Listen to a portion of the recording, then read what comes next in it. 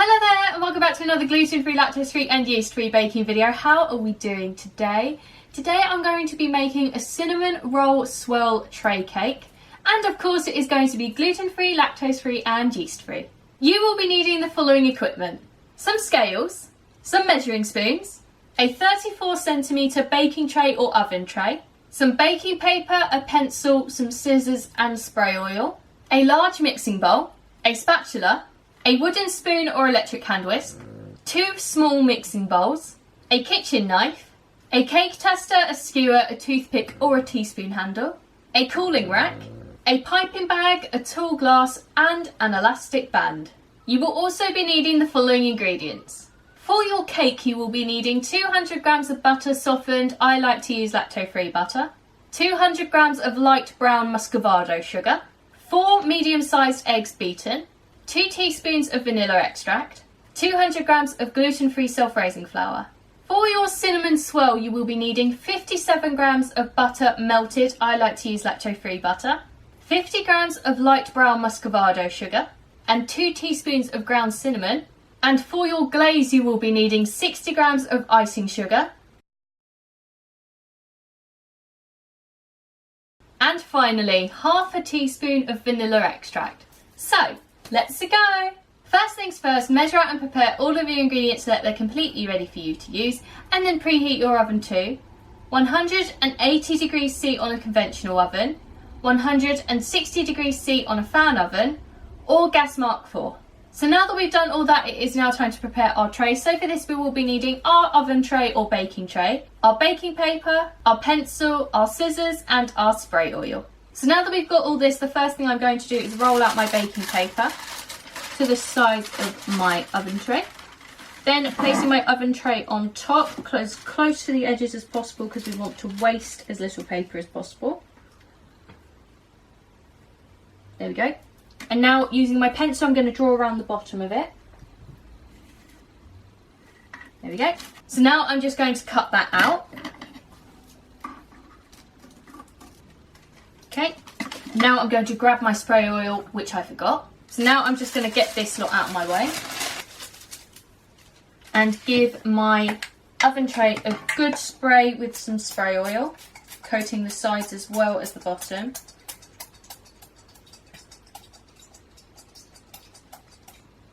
I think I need a new one.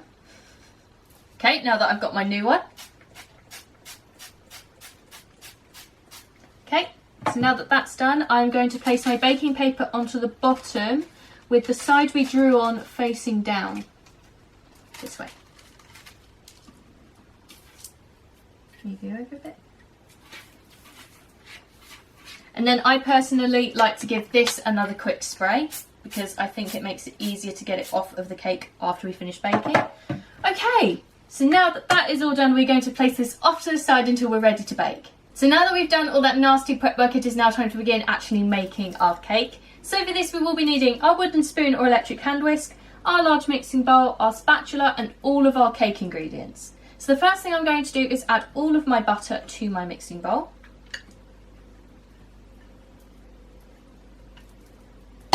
Followed by all of my sugar. And now I'm going to mix these two together until they are nice and creamy. So now that we've done all that, I'm going to add all of my eggs.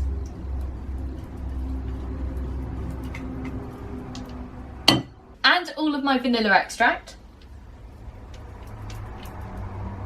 So now I'm going to mix these together until I have a nice smooth batter. So now I'm going to add all of my flour.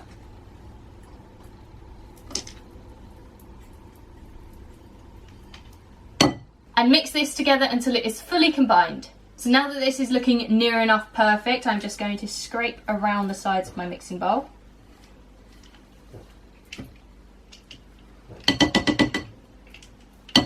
And give it one final mix for good luck.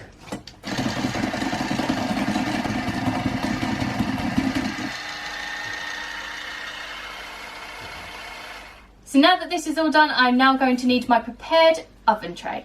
So now the next thing to do is add this to this, so let's get on with it.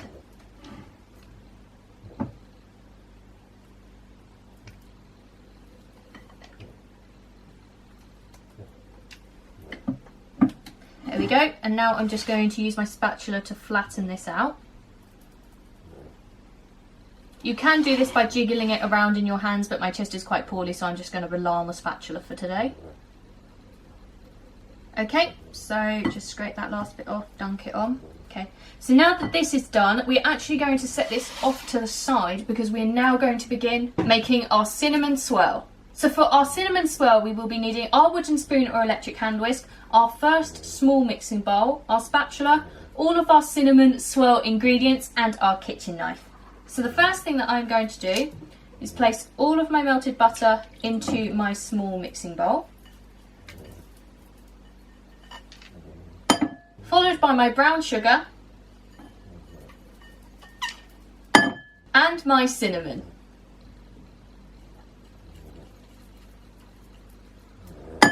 So now I'm going to mix this up together until it is smooth and creamy. So now that this is all done, I'm now going to need my tablespoon, which I'm going to steal off of my measuring spoons. So I'm just going to leave this to make a mess for a minute because there's nothing I can do about it. And I'm just going to pull my cake over slightly. Come on, love, you got this. There we go. And I'm going to add a cup, well, basically move this onto here using my tablespoon.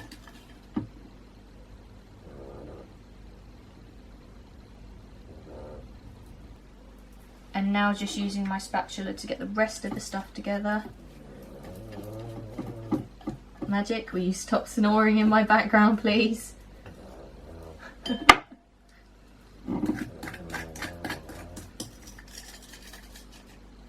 Now that in the middle. So now using my kitchen knife, I'm just going to swirl this around my cake. And you can do this in any fashion you like.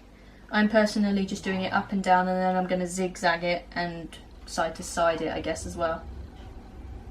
You basically want to stop before it starts combining the whole thing together.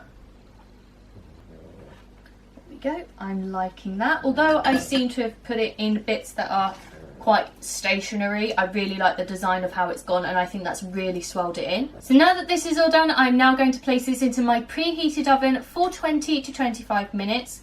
Or until I insert a cake tester, a skewer, a toothpick or a teaspoon handle, and it comes out completely clean. After that time, I'm then going to grab my cooling rack, place my cake still in its tray onto the cooling rack to cool for 10 minutes. After those 10 minutes are up, I'm then going to take my cake out of its tray, placing it back onto the cooling rack to cool completely. So now that our cake is out of the oven and cooling, it is now time to begin making our glaze. So for this, we will be needing our wooden spoon or electric hand whisk, our second small mixing bowl, our spatula, and all of our glaze ingredients. So basically all I'm going to do is add all of my icing sugar to my bowl, followed by my cream,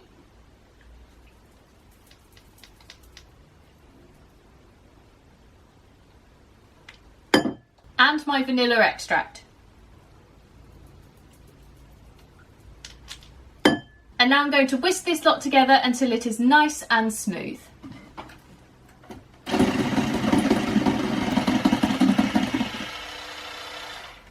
And now that that's nearly done, I'm just going to swipe around the sides of my bowl.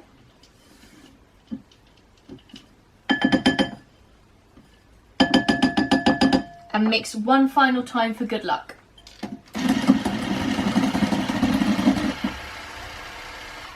So now that this is all done, we're going to set this off to the side until our cake has finished cooling.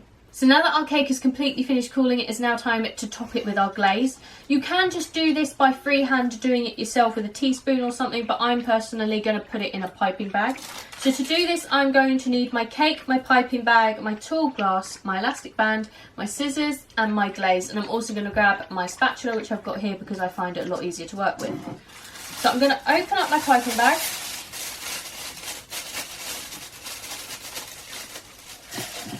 Place that inside my tall glass, wrapping my elastic band around the edges of both my piping bag and my tall glass. This just makes it easier when you add the glaze or icing or buttercream to the piping bag. It doesn't then collapse in on itself, which would be really annoying. So now add this lovely glaze to your piping bag. Okay, and now unwrap your elastic band from around the piping bag. Unravel your piping bag, pressing the glaze to the bottom, and then wrap around the top of your piping bag. Using your elastic band again, wrap around the top of your piping bag where you've twizzled it round. This is really useful for me because I find that it helps stop the piping or whatever you're piping coming up and all over your hands while you are piping, which again is just really annoying. So now, seeing as I've actually got my cake here, I'm going to snip off the end of my piping bag with my scissors.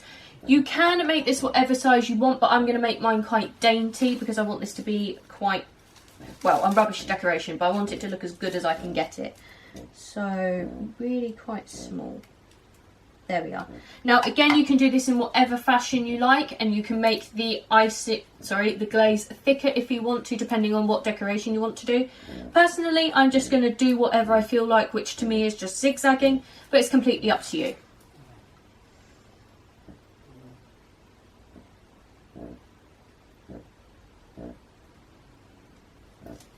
Perfect. I really like how this has turned out. And here we have it. I'm really happy with how this turned out, and I just cannot wait to eat it. And that is it. I hope you have enjoyed this video. Don't forget to check out all the links in the description, as I love them all and wouldn't put them there if I didn't, including the recipe for this lovely cake and all the links to all of the flour and equipment you will need for this recipe. If you do make this at home, don't forget to tag me on Instagram and use the hashtag bakingwithvickiie so that I can see all of your lovely creations. Let me know in the comments below of anything else you'd like to see me make, gluten, lactose or yeast free, as I do them all. And finally, don't forget to like, leave a nice comment and subscribe if you want to see more, and I will see you next time. Bye!